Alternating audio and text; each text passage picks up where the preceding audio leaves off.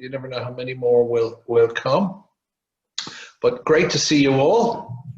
And great to see you, Peter. Great to see you too. Peter. And we were looking forward to a little bit of a sermon later. And as I said earlier, Rob is going to do the first reading. I'm going to the worshipper this week. Yes. Yeah. And okay. Now, and who have we got? Who's on the first time here? Michelle. Michelle and Kelly, first time. Well, you're very welcome. Great to see you.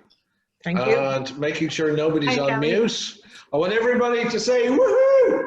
Woo! That means I can hear everybody. Well, that's perfect. Now, super. Okay, well look, with 14 in now, that's perfect. We'll get cracking. Let me just change that there. There we go. Okay, super. I'm gonna get my pen. So today we are talking about topping and tailing our presentations. Okay, who understands what that is, guys? Or does anybody understand what that is at the moment? Well, I try and kill myself tripping over the wires here. How you get started and how you wind down. How you get started and how you wind down. Okay. A couple of weeks ago, we did a talk about negotiation. I think most of you were here for that, were you? Yeah? Yeah. Now, and we talked about how you can lay out the numbers and all that kind of stuff to make it easier. Okay? But the topping, too many people leave it till that and do something really, really rubbish up to that point, don't they?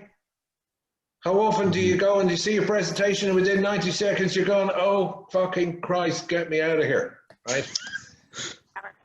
And then they get to the end and they start doing the numbers and it's pointless. You with me? Okay. So what we want to really do is really delve into this topic. Okay. How do you start the presentation? How do you finish the presentation so that you make the numbers easier? That make sense? Yeah. Yeah. Okay. Because here's the thing. If you do the heavy lifting today, does it make your life easier tomorrow? Yes. Yes. Yeah. Is there anybody here in the room that would disagree with do the heavy lifting today to make tomorrow easier? No. No? Is there anybody here in the room that would disagree with that what we should do is work hard today so we have an easy retirement? Yes. Yeah? It makes perfect sense, doesn't it? Yeah. So why do most of us Do the opposite. do the opposite? Because it's easy. Because it seems easier at the time, okay? Trust me on this, guys. You do the hard work first. It makes the other end much, much, much, much, much easier, okay? That makes sense? Yeah. Yes? Okay. So, what did we say? If we want to get the start with the topping, let's talk about what are the key ingredients. Yet again, we're going to bang them in. What are the most important things in the presentation? Number one. The audience. Audience. Number two. The solution. The solution. I was listening. Number three. It's about fucking time you were listening, Flavin. Urgency. Right. Number three.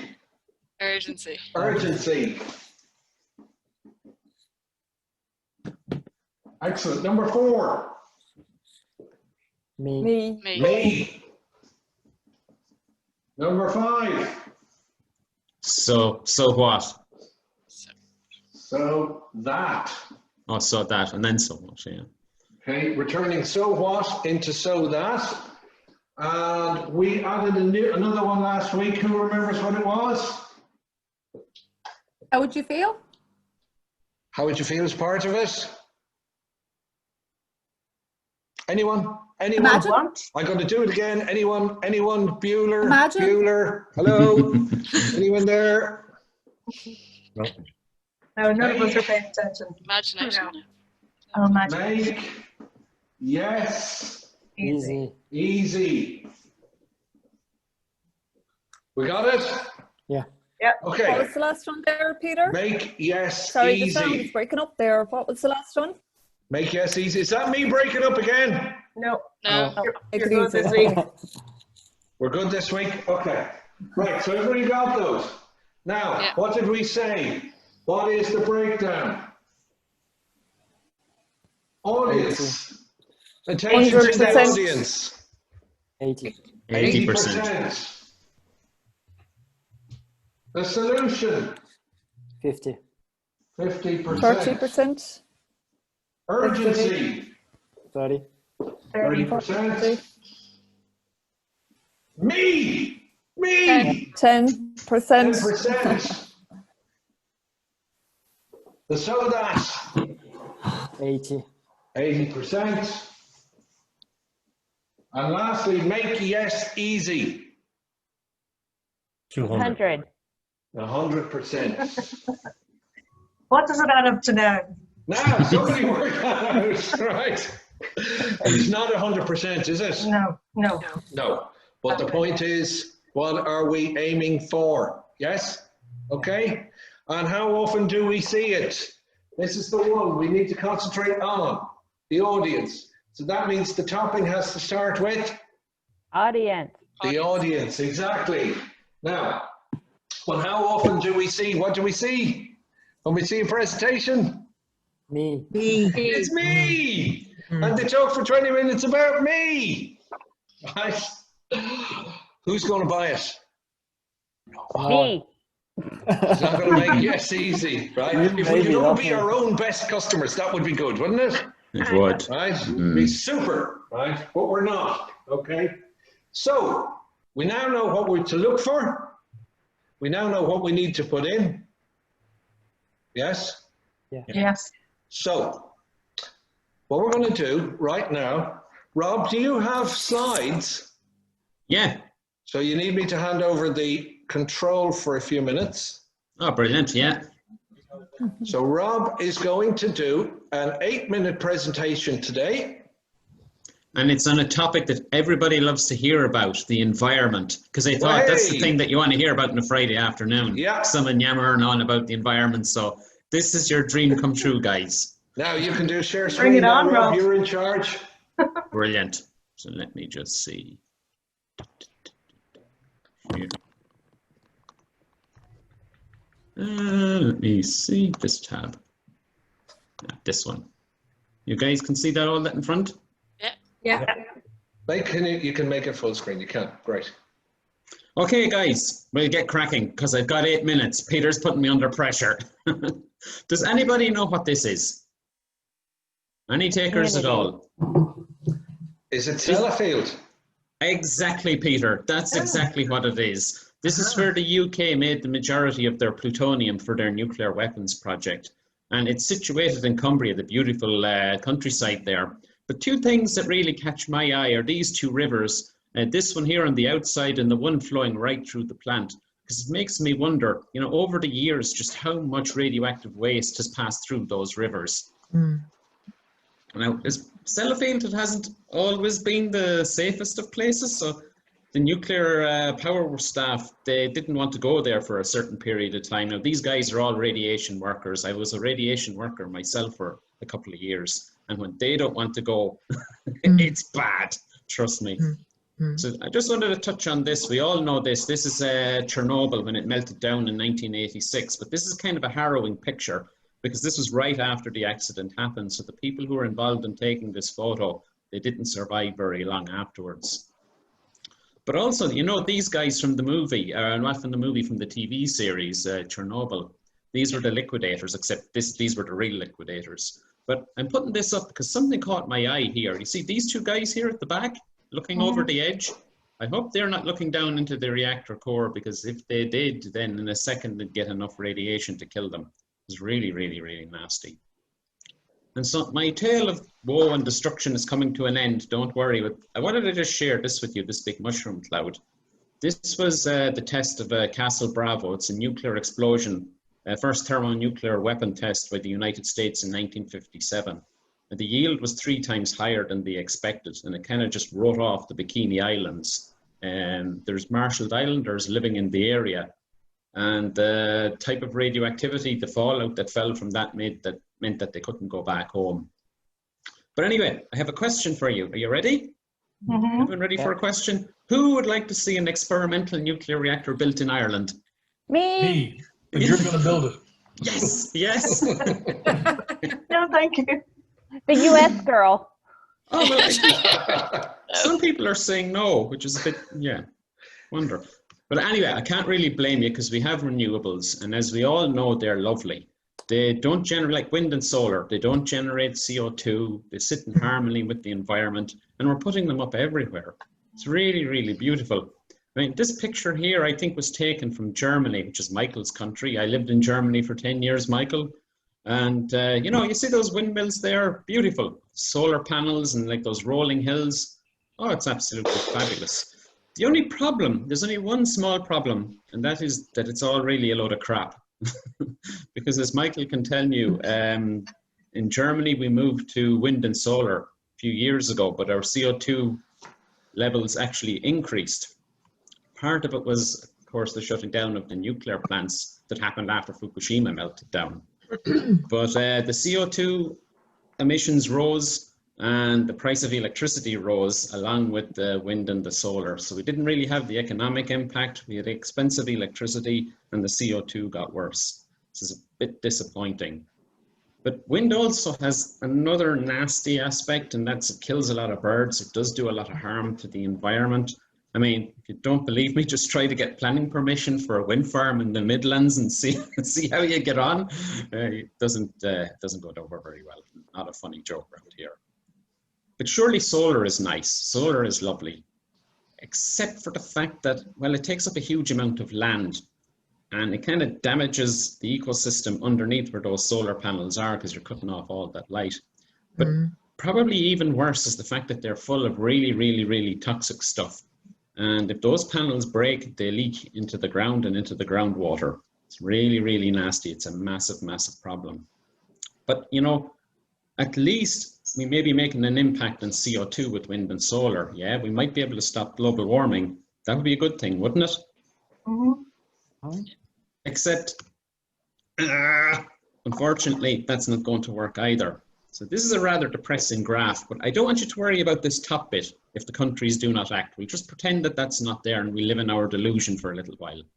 This green one is the path that we're on at the moment, where we have made changes. And we're going to end up in 2100 with an increase in temperature of between 2.8 and 3.2 degrees. This blue one is if we go absolutely nuts and cut really, really aggressively. We're going to end up at 2.5 degrees to 2.8 degrees. Now, my question for you is, how many of you think that we'll have polar ice caps if this happens by 2100? Any takers? Anyone at all? I don't know.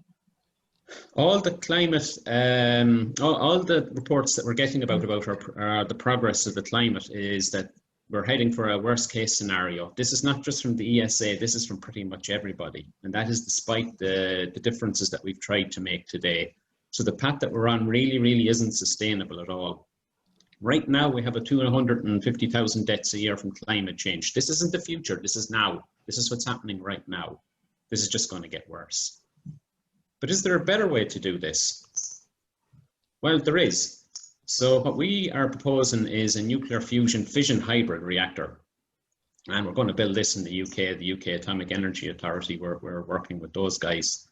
So let me just go briefly on what the difference is. So on the left side here, fission, it's where you take a big atom like uranium and you split it and you get a lot of energy, but you also get a lot of nuclear waste. Fusion then is the opposite. You take two small atoms, you jam them together, and that gives off energy. And you don't have as much nuclear waste, almost none. There's only one small problem with fusion. It's not economically viable. We're putting in billions and billions and billions of research to get it working, or to get it to be commercially viable, but it's not going to go to get there. What we're looking to do is to take the benefits of each, use the fusion to drive the fission to drive the fusion, and in that way we can have no net radioactive waste stream. So these guys, you probably won't be able to hear this, so I'll just try. Oh, you can. So this is 1 minute. This is a device that we're planning to build, similar to the device we're planning to build. We actually can't hear I anything can't with hear that, it. Rob. Yeah. Oh, really? You can Okay, hear well, it I'll just because keep it's coming talking. from your thing. All yeah. right, I can hear it. I'm all right. That's all that matters. So this is a device that's been made in the US at the moment by a company called LPP Fusion. We're using this design. This has been around since the 60s. This is an old design, one of the first ideas for nuclear fusion. What we've done is we've changed it to make it actually work. It does actually do nuclear fusion, as you can see here. It works. It just doesn't give out more energy than you put in. But when you add in the fission into it, it actually will. So the beauty of it is once it has that reaction, it shoots electrons at one end and the waste out the other, as you'll see here in a sec, like that. One pulse, one single pulse. And then that's where we gather up the energy. So yeah, the temperature it gets to is about 1 billion degrees as when it does that. So what we're doing with this reactor is we have a heavy ion injector in the bottom. This part of it here is roughly the same, and it spits out its ions. We collect it in the copper coils. That powers the grid. And up here, we have 2 magnets. We can deflect waste so that in each one of these sections here, we can have each isotope fall into each one of those ice cube trays. And so we can pick out the radioactive waste here, and we can re-inject it in for the next pulse. Really, really simple, really, really straightforward. So we can pick out things like palladium, rhodium, all these high-value materials that are not radioactive, and the radioactive stuff keeps going around until it's consumed. So it can consume any radioactive waste from other nuclear plants, and it can run an unenriched uranium, thorium. It doesn't need enrichment. There's no nuclear proliferation problem. It can run on any large atom. It has no net radioactive waste stream itself. And the waste that it does have will have high economic value, and the reactors can be made really, really small. But also, another interesting application is spacecraft. So a spacecraft powered with this device could get humans to Mars in 4 days. At the moment, it takes 4 months minimum to get from Earth to Mars. With this, you could get to Mars in 4 days and 15 days to Pluto. You can accelerate at the speed of gravity on Earth, so you create artificial gravity for people during the trip. And because you've got those charged particles leaving the reactor, they create their own magnetic shield to protect the travelers, so you don't have to worry about cosmic radiation, things like that. So, you know, today we can reach low Earth orbit, but tomorrow your children can walk among the stars. It's as simple as that. But anyway, get back to work, because I think I'm running out of time here. The estimated energy costs are 0.01200 of a cent. Yes, that's 1/200th of a cent for a kilowatt hour of electricity generated this way.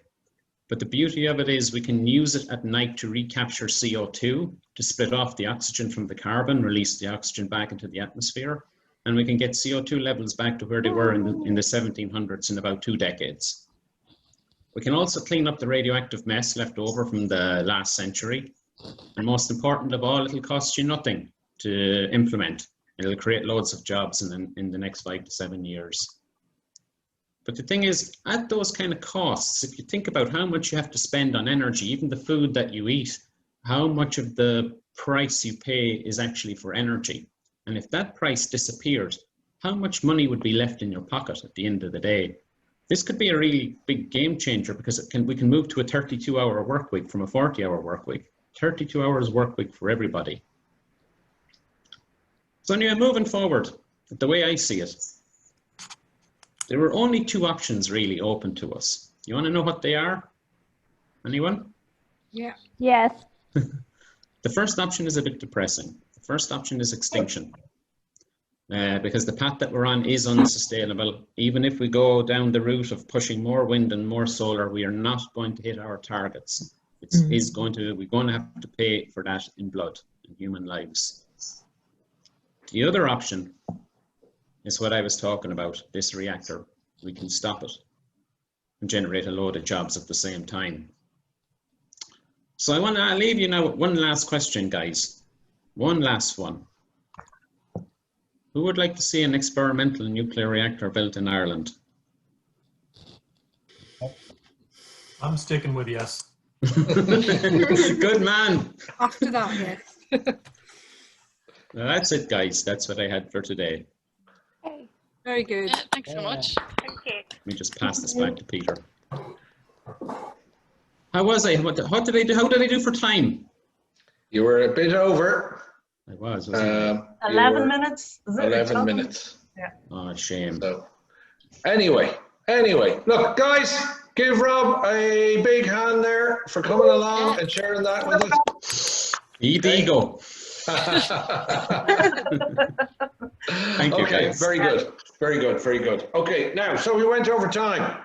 And that's got a problem for what? The audience with attention spans and all that kind of stuff. So give me your scores, guys. Audience, where do you think we actually got? And don't be nice, just tell us. Do you think it was an 80% enough, or were we close enough to 80% on the audience? Yeah. You're close enough, yeah. It was interesting. You think so? Yeah. Okay. You don't have to be afraid of getting yourselves in my list of enemies. It's a long list. Okay, solution. Pretty high. Good, Yeah, maybe got even the more. solution, yeah. I think it was about 30, wasn't it? Yeah. About 30, okay. So we didn't get to the 50, okay. Urgency, Yeah. Yes, Urgency definitely. was great. yeah, okay. Would you say 30%? I'd say 30. 30, Yeah. yeah. Okay. Tied it up. Me, None. there was Very actually little, almost yeah. no me in there, Yeah. okay? So now, you know what I say about that? I like that. The least we can put in about me, the better. But I would have liked a little bit of me in there, okay? Because I'd like to know how he is able to do that, okay? So we have to, so No, you don't. yes, we Trust do. me on that. Classified. How about the so that? Yeah, it's good. Yeah, Yeah, very so good. that was very good. Yeah. Okay. So would we say 80%? Did we get to 80? Yeah. Yeah. Okay. Excellent. And make yes easy.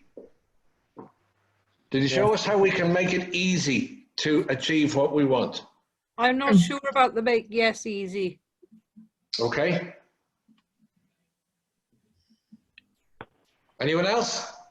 Anyone? Yeah. Anyone? Yeah. Anyone? I think it by sounds saying it sounds a bit complicated. It sounds hard to do, so it's hard to say. Yeah, it's like yes, I want that because you don't know. It's like how complicated it's going to be. Cut out all the complicated bits. Believe me, there's nothing in there about Heisenberg's uncertainty principle or quantum mechanics. It's all been cut out.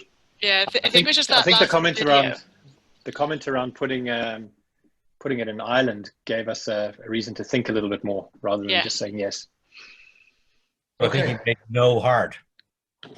You made no hard, but we didn't make yes easy. Okay, so somewhere in the middle. So if we said 100, we're aiming for 100%. What would we say, guys? 70. 70%. Yeah. Would everybody agree? Yeah. Okay. 70%. That's pretty good because it's a pretty, this has been a pretty controversial topic that I brought up. This is very divisive for people. And it's naturally, it's really natural that people may have a no reflex to it. And there's nothing wrong with having a no reflex to it. Okay. I think the major issue for me was, you highlighted C field or cell field at the start as a sort of an example, getting another C field or cell field. And then they went into, I would leave that totally out of there. No, I wanted to put it in because I wanted to show that your concerns, I had to share the same concerns. See, most people, they try to sell, oh, look, I have a new thing. It's really, really brilliant and it won't be like before. But the thing is, I wanted to go and show that, yeah, we've considered the past. We need to fix that mess. So that's why we put it in. Yeah, but then maybe take the German example. Makes There sense. has never been Rather access. than just celebrate happy future. Yeah. Yeah, but talk about maybe the waste part of it being the negative thing. Yeah. Not the risk to the humans, because I think that would make people scared. People should be scared. It's terrifying, this. I would prefer. People are linking that to your thing, which is, it's no risk to humans, but they don't understand that. They probably would anyway, though. Like if you talk about you're going to set up a nuclear thing, I'm immediately going to think Sellafield. Yes. Say, well, I don't want that. So No, you're kind of putting it in at the start to say, look, I know you might think this because that's what we're all going to think. and this is the reason why it's not a problem. Start with the elephant in the room. Yeah, I thought the one thing I thought was I came out of it feeling like I should really say yes, I want this, but I didn't really. I think you said it a few weeks ago, Peter. Like the idea that people generally don't buy the thing that they should do or the things that they need; they buy the thing that they want. That was going to be my next question. I mean, how many of you at the end of that were willing to get up out of your chair and go into town and march on the Dáil to demand that we build one of these? No. You're almost there, but you probably need to concentrate more on the positive, which was eating the nuclear waste. Like that's a huge positive thing, and then that might counteract your worries. You know. I think it depends on the context as well. You have a lot of people that would be massively against it, so there will be a longer way to go there, where other people will be maybe more open to it, where there are less things to do. So it depends really where you start. It's as you were saying, a very, very divisive issue at the beginning. So convincing people can be a short, medium, or long journey.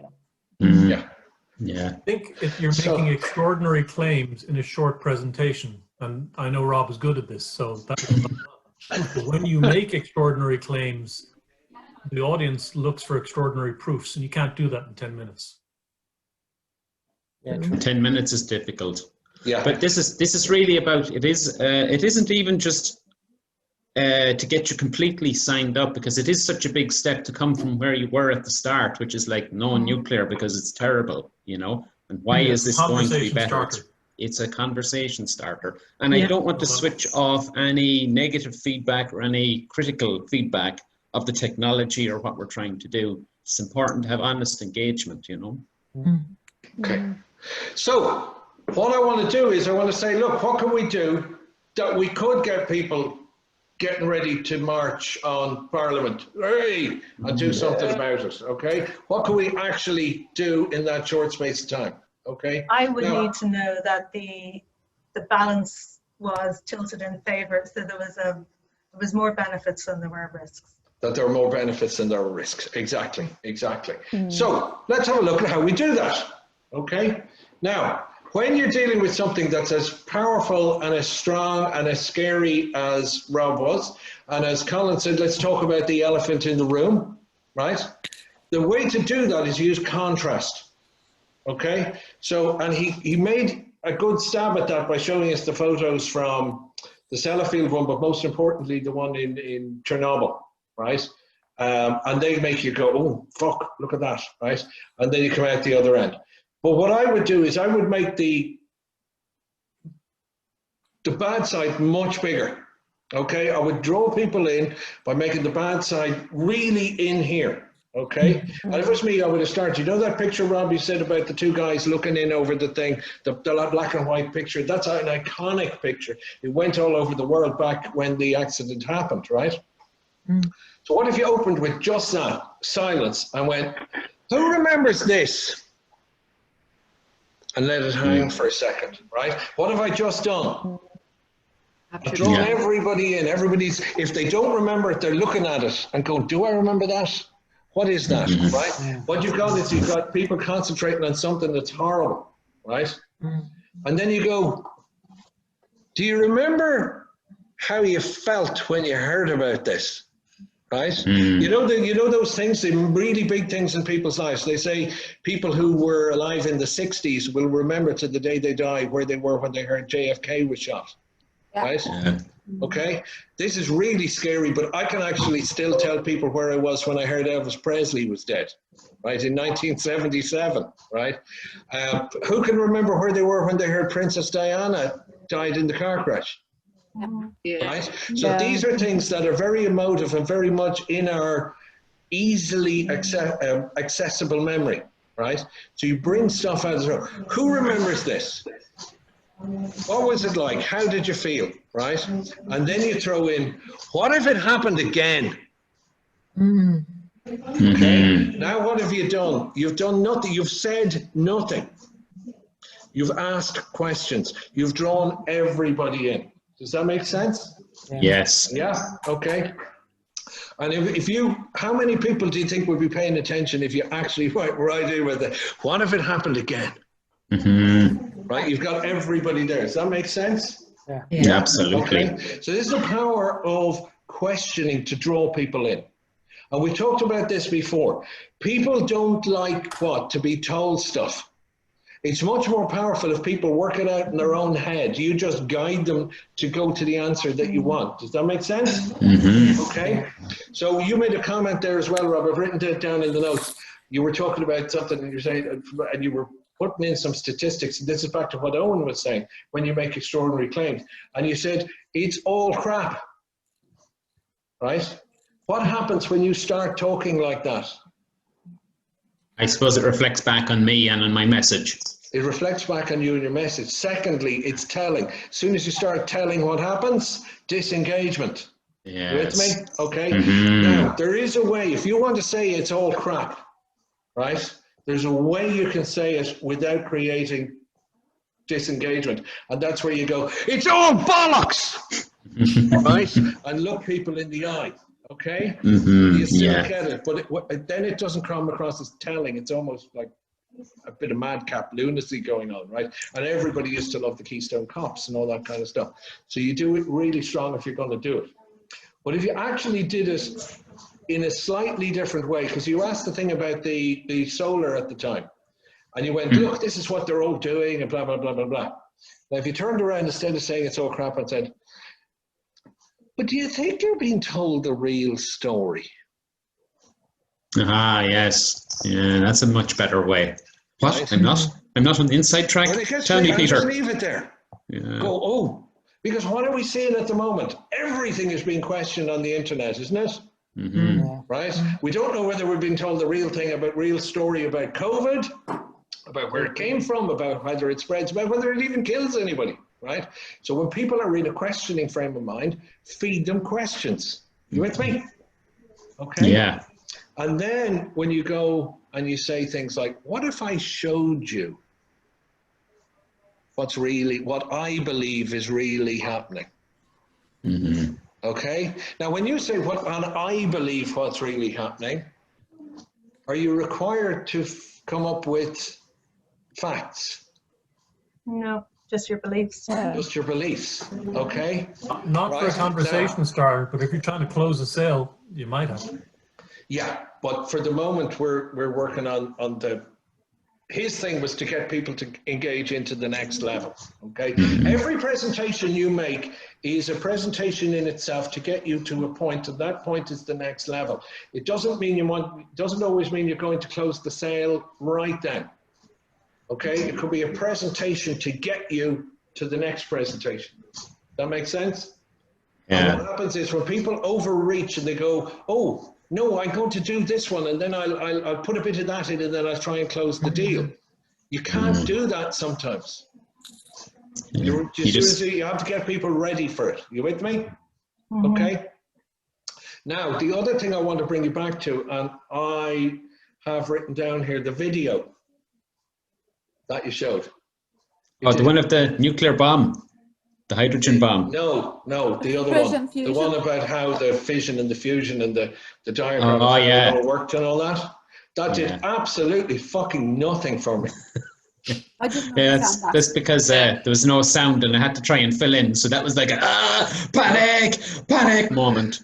No, we're just a bunch of Luddites, so we don't understand it. Don't understand. It felt so stupid.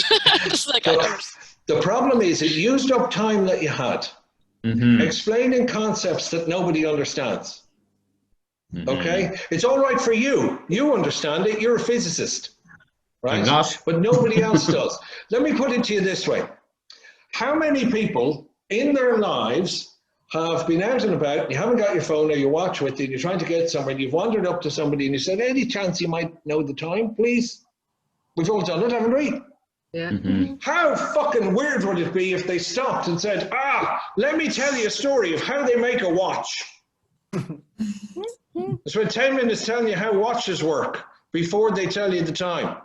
That would be really weird, wouldn't it? Yeah. I tell you, Peter, I considered that as well. But the issue that I had when I was trying to put the presentation together is I wanted to show that this technology already exists. And that was a 1 minute clip. If the sound let us down, of course. But then it's to show, well, look, we're most of the way there with the technology anyway. And it, rather than imagine this, yeah, you know what I mean? Yeah. Well, what I'm trying to say is, if you actually just made it simple, right? The video complicated stuff for me, right? Well, hold on. Think I about think how if simple it is when somebody just says, yeah, it's 1:45. What have you just got? You've got the information you wanted. You with me? Mm-hmm. Okay. Yes. So you get to that and you say, look, it is dangerous. It is this. The wind power has this problem. The solar power has this problem. Mm-hmm. What would it mean if I told you that there was a technology that's been available for the last X number of years that sorts all this shit out? How would that make you feel? Now, do you want to hear about it now? Yeah. Right? Yeah. And I don't need to go into the ins and outs of it because you're not a physicist yourself. Mm-hmm. But these are the results that you will get from it. Mm-hmm. That makes sense? Yes, it does. It does, Peter. Yeah. And then you can go, now, for those of you who would like to hear more or hear exactly the technical details of this, we can arrange the next bit rather than trying to cram it all into the short period of time. Yes. Can I just make a comment? Yeah. Can I make a quick comment? So I think without the sound, we can't really judge whether the video was effective or not, because I think a few weeks ago, Rob did a presentation, raved about that very short video and what it achieved. So I don't know. I just think if there was sound, maybe we would have different context, and 1 minute is short, you know? So just my view, my opinion. For those of you who saw it, just to come back there to what Alan was saying, you're right. The one a couple of weeks ago with the blood. Oh, yes, the microbots. Yes. Mm-hmm. The microbot opened. The microbots. How simple was that? You don't need sound to explain it. You could see it happening. It just made sense. It was movement, and then there wasn't movement. And then the thing died. End of. Right? A 2-year-old could get their head around that. Right? So when you're doing something quick like that, fine. But when you're trying to explain the difference between nuclear fission and nuclear fusion and how a thing goes together and how it comes in around the back, and you may as well be emptying out your watch and explaining how the cogs and all work. It's not for now. Does that make sense? It does, Peter. And what it does is it alienates anybody who hasn't got the technical background. Mm-hmm. And the moment they go, I don't understand this, what are they doing? They stop listening. When they stop listening, they're looking out the window. Yeah. And that is the point that you have lost your ability to go to the next stage. Yes. Yeah, I think it's coming Does that back make to sense? audience as well, you know, because for instance, for me, that particular slide was at the opposite positive, but because that's the moment that I understood that it was possible for different reasons. But yeah, one more time, it's divisive. Either you kind of win it or you lost it, and probably as a pitch, it's probably better to try to kind of keep everybody as much if you're not sure about where the audience is coming from, you know? Yeah. Because what you find is, let's imagine you had a Richard Branson or somebody going to invest in this. Do you think Richard Branson understands one end of a nuclear reactor to another? Probably not. Probably, he has a clue, right? Yeah. What makes him, I'll share this with you, because 2 years ago in January, I was lucky enough to get into a room with him for an hour. And one of the questions that he was asked was, what is your secret to success? And he said, oh, it's very simple. He said, I'm catastrophically dyslexic. And they went, well, what does that mean? And he said, that means if I got involved with the day-to-day running of any of my companies, I'd fuck them up. Right? And he said, so what I do is I make sure that I have the best people at every discipline, at every level that they need to be in each one of the companies. And then all I have to do is be the cheerleader for the company. And that's what he does, and he does it better than anyone in the world, right? Now, if you were giving that to him, would he want to hear that bit? Or would he say, I really like the idea behind this, Rob. I'm going to get my technical people to contact you. Mm-hmm. Does that make sense? It does. Yeah? And then you don't risk the fact that you will alienate somebody like that. Mm-hmm. You with me? Yes. And I suppose awesome. Just a small suggestion with it then, I guess, is like Peter was saying there about not getting involved in the nuts and bolts. So I'm relating this to if I was talking about some of my stuff, and where I guess sometimes it's possible just to even make a statement. So this is, you know, this technology or this exists already. You know, happy to elaborate on it should anyone, you know, or some statement or some, if you want to keep the credibility with it, and turn it into a simple statement as opposed to getting into the technicality of it. So if you don't want to leave it out, you know, it's a simple statement that it's there, it exists, and you're still acknowledging it, because I do believe it's important to make the point you're making, but more of a statement than the detail. Yeah, and what you can do is you can put a bit of humour into the fact that you're not putting it in, right? Do you remember Chris Tarrant? Here's a check for 15,000, but we don't want to do that, right? He'd whip it away, right? Do you remember that? And everybody go, oh, it's so exciting, right? So you could say, I have a video here, I have the technical specs, I have the whatever, and I could bore the arse off you for the next 25 minutes, but we don't want to do that. Yeah. But trust me, it works. Do you see what I'm saying? Yeah? Yeah. Okay. And then what you can do is what you do is you don't risk the alienation of anybody in the room. That's what I'm trying to say. Okay? And let the people who matter, who want to know about that, deal with that in their own time at their leisure. Okay? You're selling the principle. You're selling, and most importantly, what are you selling? You're selling the outcome.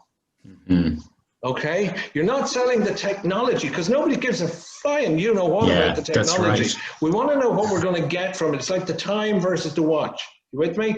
Okay. Yeah. So it's always the outcome. What outcome are you selling? Okay.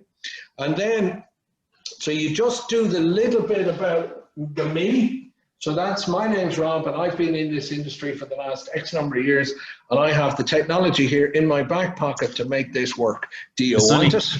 There's only one problem. I have no background in physics whatsoever and no education in the field either. And I've never worked in the nuclear industry at all. Okay, well, we can find something that makes it work. Do you know what I mean? Okay. And my name's Rob, and I'm the guy that's just learned how to taught someone else how to cure cancer or whatever it is, right? There's something that makes you reputable in the past. You with me?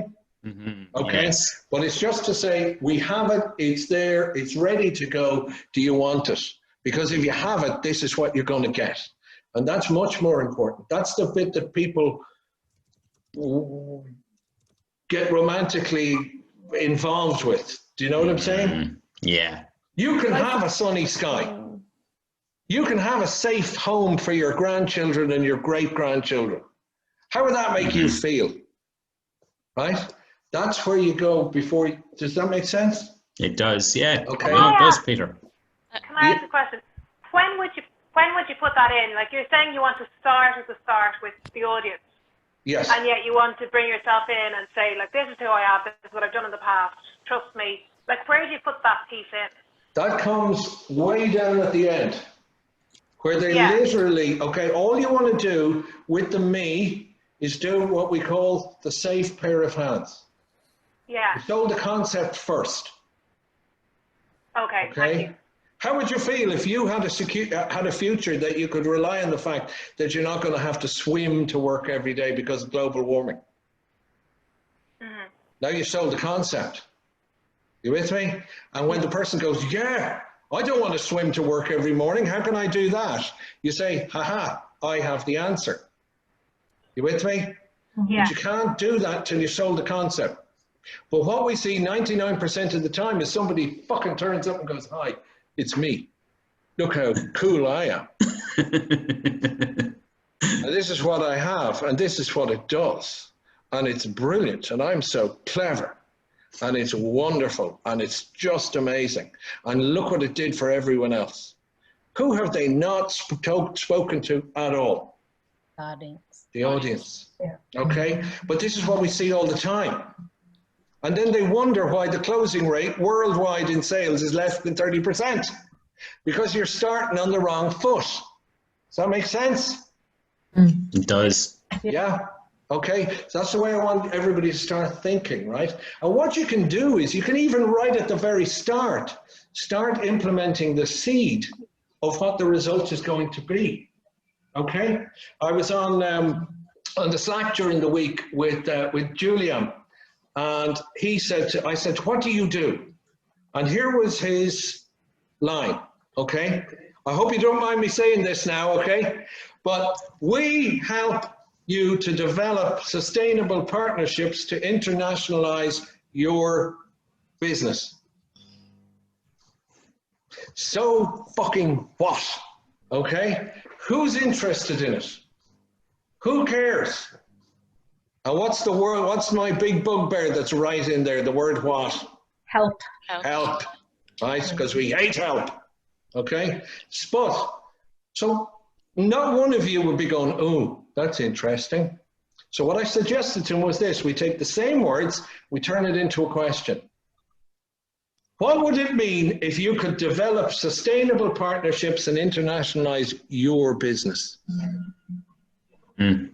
Yeah, that's Who now completely wants different. to hear the next line? Yeah, absolutely. Okay, so what have we done? We've drawn people in with the question at the very start, and we've begun to sow the seed of the promise of outcome. You with me? Yeah. Okay, so what you need to do is when you start to sow the seed of the promise of outcome, the rest of your time should be nothing more than cementing that outcome. Does that make sense? Yeah? Yeah. Okay. Now to give you an idea on this is where it's back to make yes easy. You sell the concept before you talk about the money. Okay, how many people wait till the end and then try and sell it based on when they've given the price over? So there's the price. What do you think? What do you think? What do we do? Where do we go from here? Do you want to negotiate about it? When do we talk about this? Isn't that what we see all the time? Yeah. Right? Okay. Now, what if you did it a different way? What if you had it sold before you talked about the money? What if you talked about the benefits and the outcome before you talked about the money? And you built it up into something that they wanted so badly that when you got to that point, it didn't matter anymore. How would you do that? By sowing the seeds from the very start. That's why I'm talking about topping and tailing.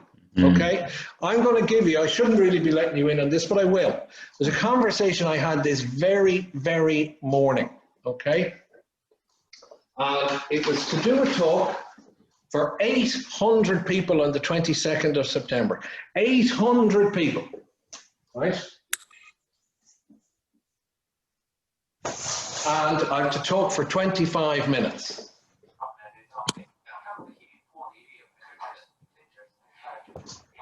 Who'd like to guess what you think somebody should be paid to speak to 800 people for 25 minutes? €5.50. $5.50. There we are. Yeah. Put a K at the end. What? Put a K at the end. Yeah. Here's the thing. So there I am, and I said, right, well, what do you want out of it? What would it mean if? And they said, oh, we'd like everybody to get a different mindset and pick them up because they're down on the floor because of COVID. And they're not talking to each other, and they're miserable, and they're at home, and they're not doing a full day's work, and they're not doing this. And they sit down to do a day's work, and they look over, they go, I'll just get a coffee first. And then they go, oh, there's my coffee. Maybe I'll just see if there's some leftover sausages in the fridge or whatever. And they don't start work till about midday, right? And then sure, it's time for lunch. And then, right, so they're getting no production, they're getting no anything going on, right? So even if you could move them a little bit, it starts to cumulatively make a big difference, right? So we're going through all the bits and pieces and I go, what if I could do that for you? How would that feel if we could achieve that? What if, right? See what I'm talking about, the questions. We talked about this last week, right? But here was where it got really interesting. I said, if I could achieve all those things for you, how would that make you feel? What do you think they said? Fantastic, for €5.50. For €5.50, right? €5.50. So before we even got there, I said, okay, let's just imagine. Let's just imagine I could do that. You'd be happy if I could do that. Yes. Okay, what have I just done? I've just done a trial close. We now have it in the bag. and they want it. I know they want it before I go to the next bit. Does that make sense? Mm-hmm. And then I said, okay, let's put it this way. It's 800 people. I didn't get that wrong, did I? So what am I doing? Confirming in a question. Yes, it's 800 people. So 800 people, right? What if I could move them enough that at the very worst, they brought in an extra 100 quid each next month? Doesn't sound like much, does it? And they went, no, that should be easy for you to do. It should be, shouldn't it? But if we add 100, that's now 80 grand. What are they now thinking about? Savings. 80 grand. Now, what do they want? What do they want? They want it, right? Because I'm talking about their real outcome. Does that make sense? Right? Well, you're getting €80,000 worth of value for €5.50. That's not bad. It's mental, isn't it? Right? So what do you think my next thing to say would be? I'll give you a discount. I didn't give a price. I said, if I could give you enough in 25 minutes to make you €80,000, I see Kelly is saying how much US dollars is that? It's about $80,000, not far off, right? Maybe about $90,000, right? I said, if I could do that in 25 minutes, what value would it have to you? What could they say? Yeah. They didn't know what to say. Yeah. So I prompted it. I said, you know what? As long as I charge less than €50,000 for it, your quid's in because you're still 30 grand up. What do you think your woman said? She started laughing. She said, that's a hilarious way to look at it. I wish you could teach my staff to speak like that. But once I got her laughing, whose side was she on? Yes. Okay, you with me? But what have I done? I've completely and utterly built up the value. That makes sense? Right? So it didn't your matter. Anchor price now, Peter? Sorry? Is that your anchor price now? My anchor price? What do you mean? Like, you know, that sense in anchoring where you start and you kind of, you sow the seed and then you put that into somebody's mind. And so anything less than that now, they feel like they're going to get value, right? Oh, absolutely. Yeah. Absolutely. So all I had to do was say, but I don't want to charge you that. How would 10 sound? What do you think the answer was? Jesus, could we have that for 10? Getting a bargain here. They're getting a bargain. Right? Now, would that have happened if I hadn't topped my chat with them with starting to talk about the outcome? No.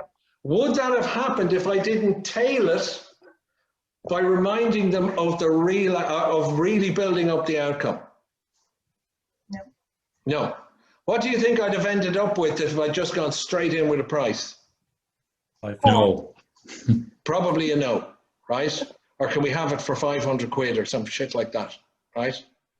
So this is what I'm saying to you. This is where most things fall down, because they didn't do the heavy lifting today to make life easy tomorrow. You with me?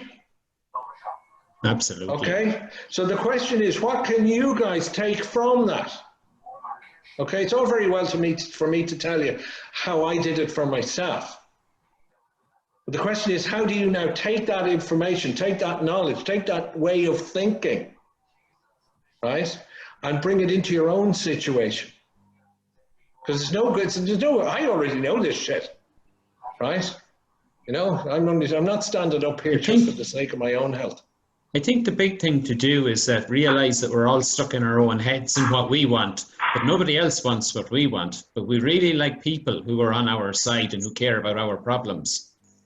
And if we can get out of our own head and into the head of the other person, rather than make a sale, if you can focus on fixing a problem that person has, and that person's going to say yes, and that person's going to care about doing business with you. If you don't, they're going to feel like you're going to try to do them over. Yeah, but it's thinking further than that. Okay? I know we've all been told this, haven't we? Find the pain, fix the pain, right? Yeah. Find the pain and fix the pain, right?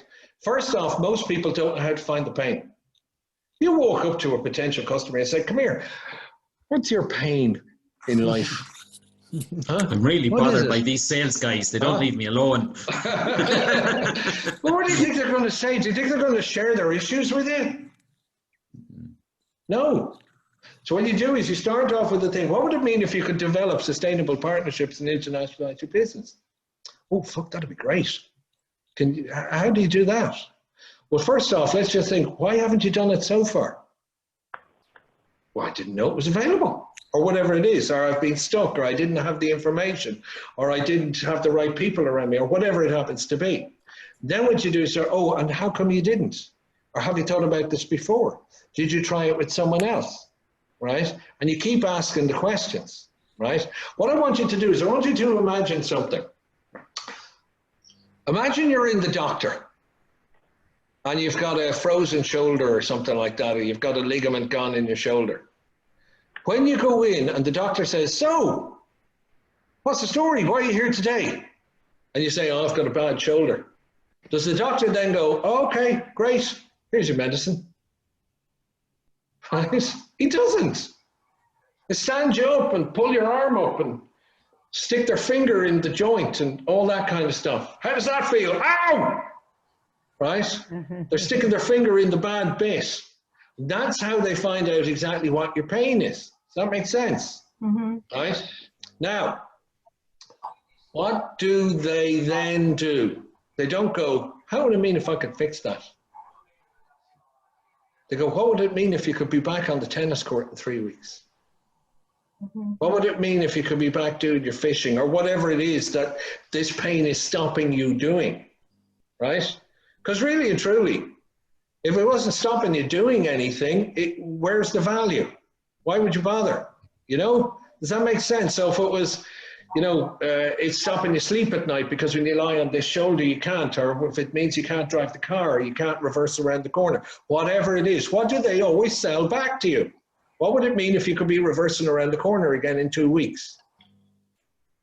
What are you now back to? You're not actually selling the pain. You're actually selling the outcome. I know you've put up there, Kelly, it says they sell surgery. I know they're selling surgery, but you don't care. You don't care how they fix the pain. You just want to know that in 3 weeks' time you're going to be back on the court. Isn't that right? Yeah. It's only the transition period, right? So in the same thing, in the same way, you're not selling the makings of the watch. You're not selling. Imagine if a doctor was actually just saying to you, right, here's what we're going to do. We're going to slice you from just under your breastbone all the way down to your groin. And then we're going to peel it all the way out, and we take all your intestines out and we put them on the floor. Where would you be going? You'd be on the next bus, running away. It wouldn't matter to you. Does that make sense? Yeah.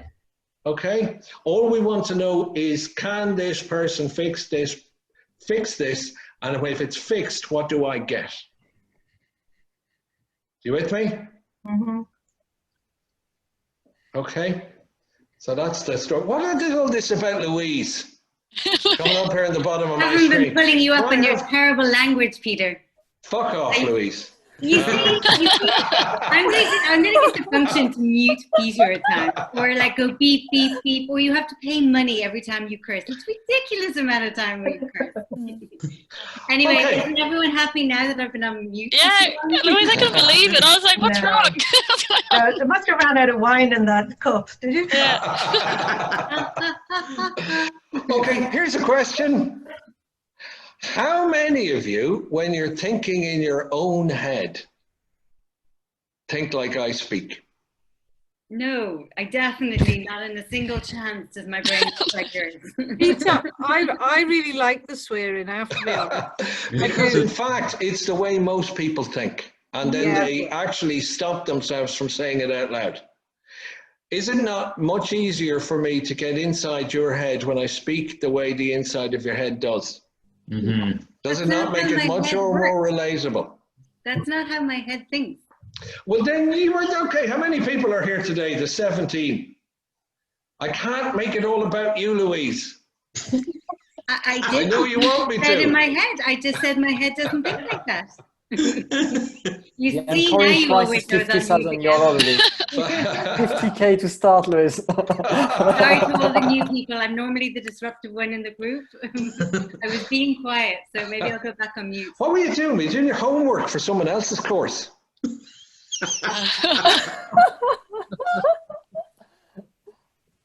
I've no comment, Peter.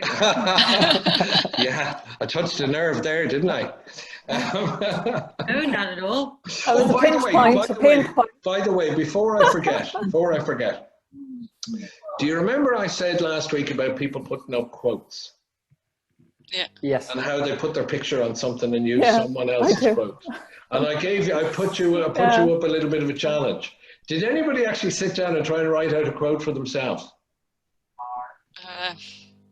No, but I looked online and there are so many people, and now I can't stop thinking about that and never do it again.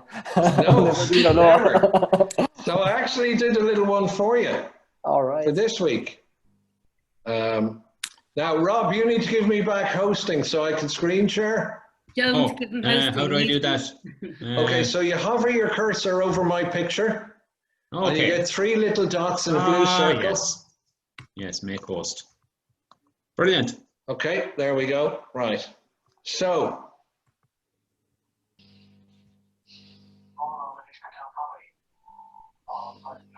there you go, guys. That's this week's motivational quote for you.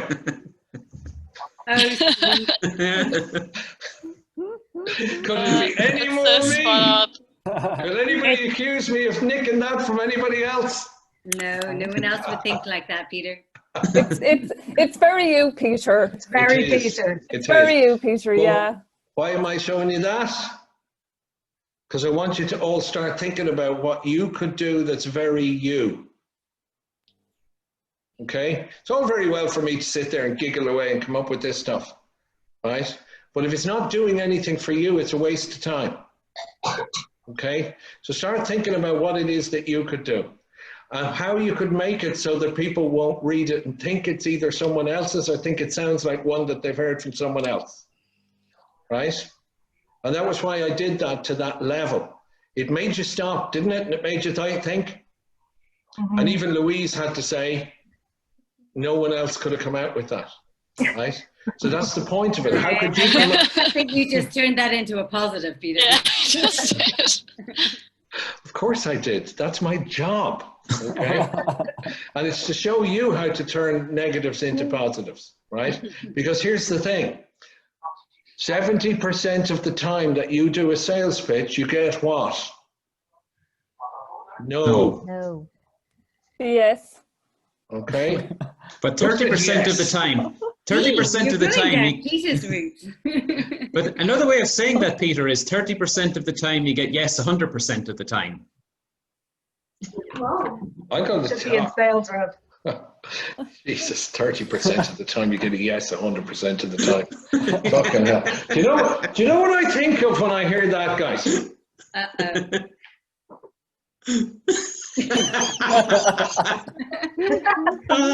That's what I think of too young for that. when I hear that. Okay. In the shirt. That's one of the. By the way, I had that out because I meant to say this earlier, right? And this is why the whole thing of topping is so important. When you arrive on a screen or you walk into somebody's office or somebody's boardroom to make a presentation, you meet people for the first time. They don't see your face. They see that. That's what they see coming at them, right? And that's what's going against you from the very moment you walk in the room. Does anybody not know who he is? Does everybody know who he is? Yeah. No, Guillaume doesn't. Yeah? No, Guillaume doesn't know. Who doesn't?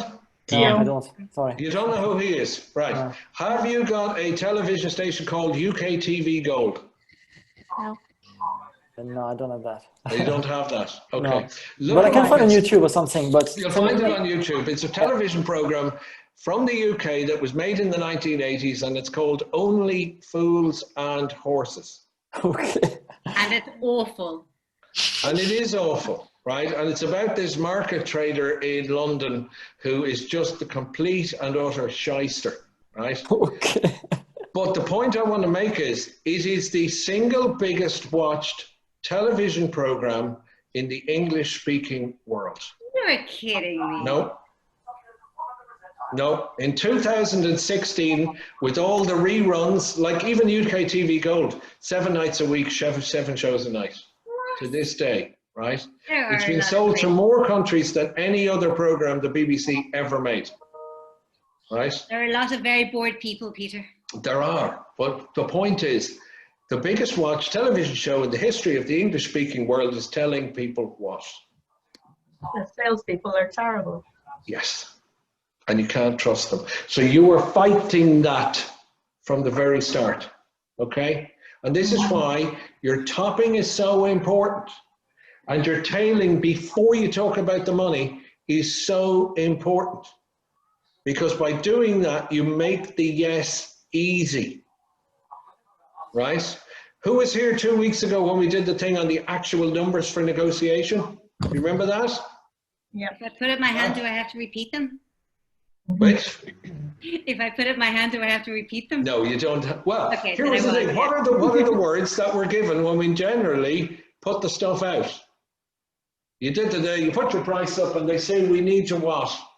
Think about it. Or we need to negotiate. Or we need to think about it. Go and talk to the wife. Right? Right? And that is all because of lack of trust. Okay? And this is what we're fighting. And the people who get that, I need to think about it. I need to go and talk to the wife. I need to go and talk to the board of directors. I need to see 4 other people, whatever it happens to be. The moment you get that, that means that you didn't build the trust gap from the very first 3 seconds. Okay? Yeah. Or you didn't make them want it enough. It's one or other. There are no other reasons. Or you tried to sell them something they didn't want. You with me? Mm-hmm. Yeah. Okay. Has anybody gone to Harvey Norman in the last 2 years to buy a laptop? Nope. Yeah. Surely some of you must have had that wonderful experience during lockdown. Right? It's horrendous. Hi, how are you? I'm here to look at laptops. They bring you straight to the most expensive one in the shop, which is just under $3,000. Without doing any discussion, I'll go, this is what it is, and this is what it does, and this is how it works, and you get to the end and you go, do you want it? So what are you left with? And go buy it online. Do you know what I mean? It's horrendous, right? So what are they trying to do? 99% of the time, they're trying to sell something to someone that either doesn't want it or can't afford it.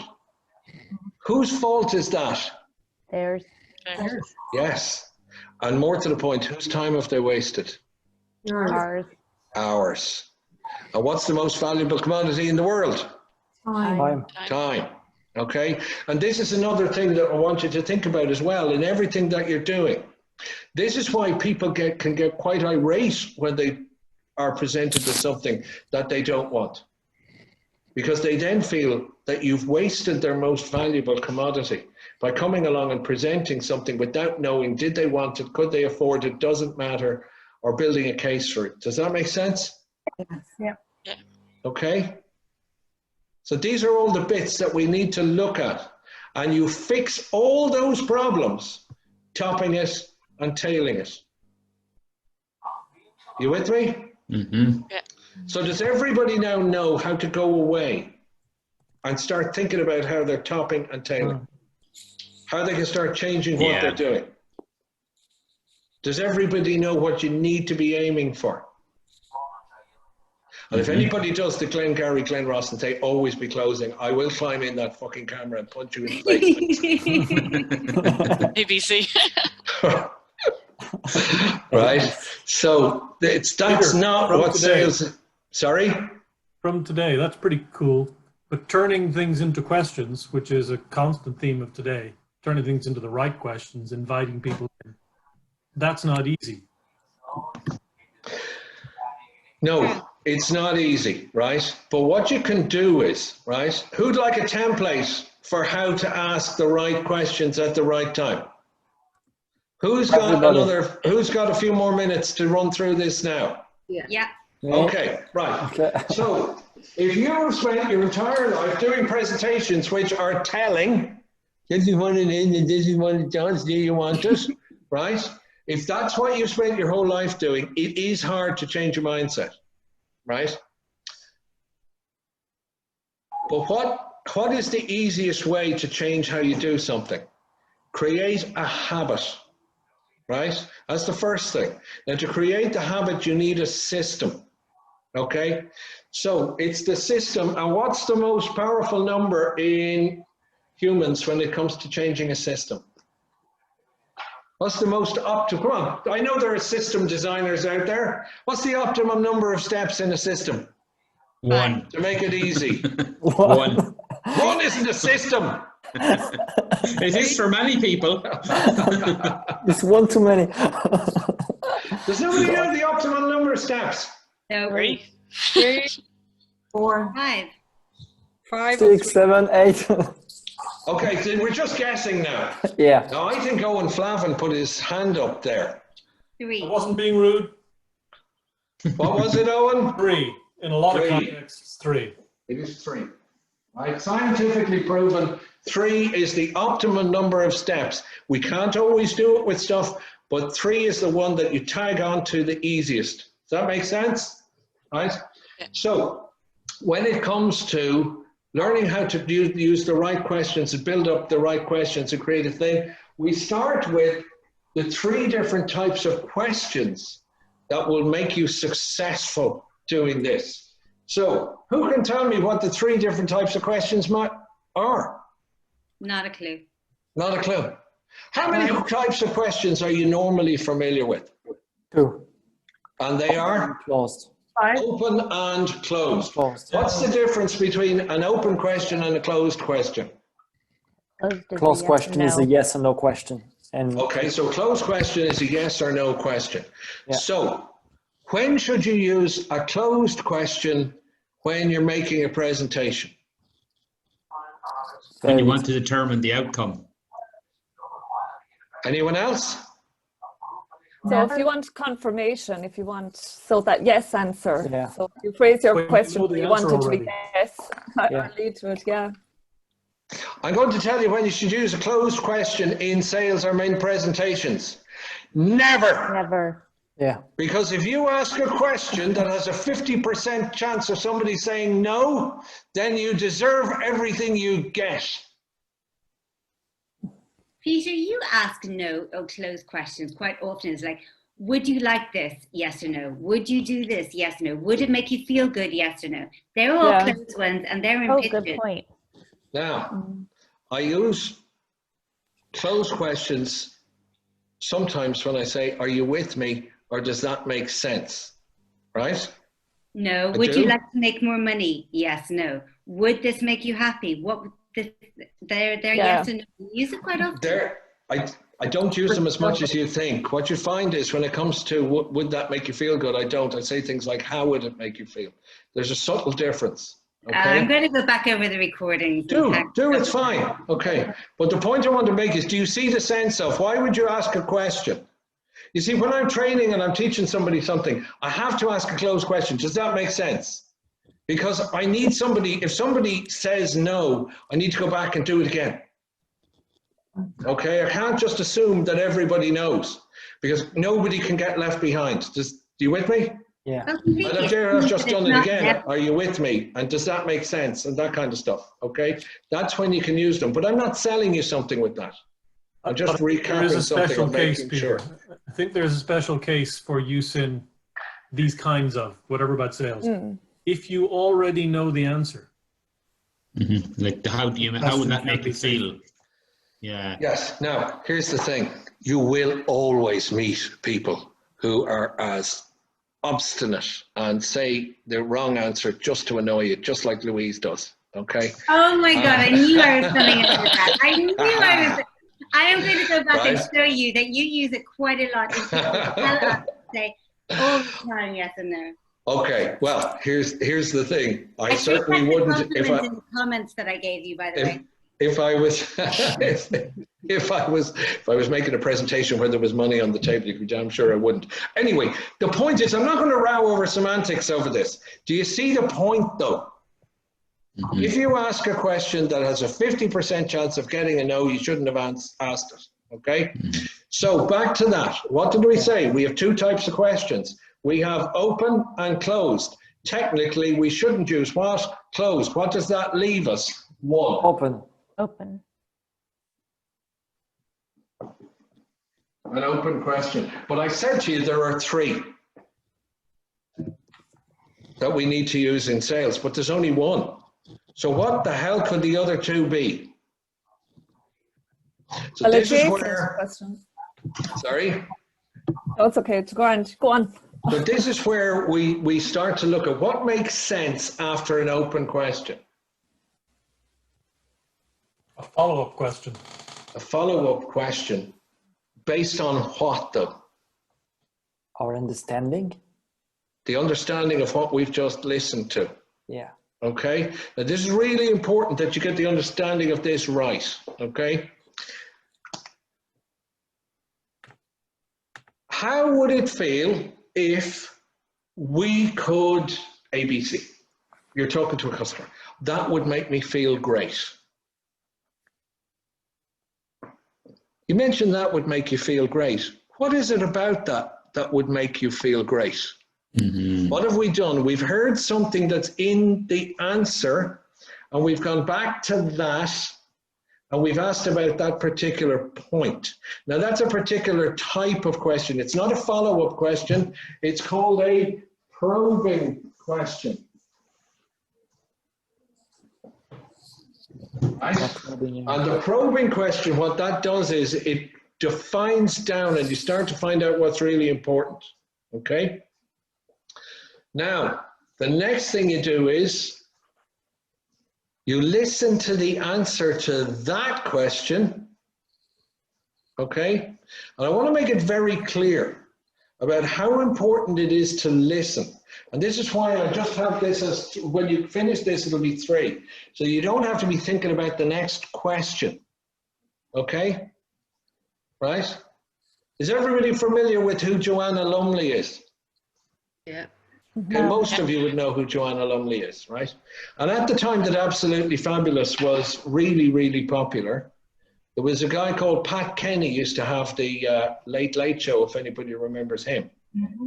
And I was watching it one night and he had Joanna Lumley and she was telling this amazing story about this movie they were making on location in the 70s and how much fun they were all having. It was all great. And she got to the end of the story and all the audience were loving it. And she got to the end, she said, but you know, Pat, it was nowhere near as good as the time we were in Marrakesh. Mm. At that point in time, everybody at home probably leaned forward and go, tell us about Marrakesh. Everybody in the audience leaned forward and put their hands on their knees and was going, oh, can't wait to hear about Marrakesh. What did Pat Kenny say? Pat Kenny said, oh, that's very good. Tell me, how did you meet Jennifer Saunders? There was that collective sound. You know when you're watching a football match and the ball is heading for the goal and it just goes wide and everybody goes, ooh, oh. Right? I reckon the whole of Ireland went, ooh, as he missed that open goal. He hadn't listened to a word she said. He was too busy worried about what was the next question that the researcher wrote on the piece of paper. Now imagine, it wasn't a TV interview. Imagine it was just you and Joanna Lumley. And Joanna Lumley had a check for £1 million that she would be willing to hand to you if you asked the right questions. How much of a fool do you think Pat would look? You with me? So it's really important that we listen to the answer.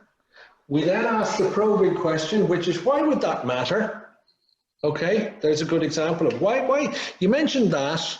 Why does that matter to you? And then they tell you the next bit about why it matters. Okay? And here's your big one, your third one, okay, is what we call a value builder. And that is, if I could fix that for you, if I could do that for you, if I could deliver you to your, whatever it is, if I could do that for you, what value would that have to you? Or what would that mean to you? Or how important would that be to you? Or what difference would that make to your life? And here's the key. They will then tell you exactly how to sell whatever it is you're trying to sell. So all you need to do is keep it in your mind all the time. There are 3 questions: open, probing, value building, open, probing, value building, open, probing, value building. You don't need to sit down and work out 100 questions. You with me? You just make sure that every time you ask an open question, you do the probing and the value. And then you move on to another open. That makes sense? Yeah. Okay. So it doesn't have to be complicated. And what happens is when you learn to do that, it's so simple. It's just 3: open, probing, value, open, probing, value, open, probing, value. That then starts to become natural. I'm going to be dreaming that open, probing, value in my head all day. There you go. There you go. But does that make sense, guys? They're going to speak open, probing, value. This is it. We're not conditioned to do it because we see so many people go, this is what it is, this is. Right? Don't fucking care. Here's the thing.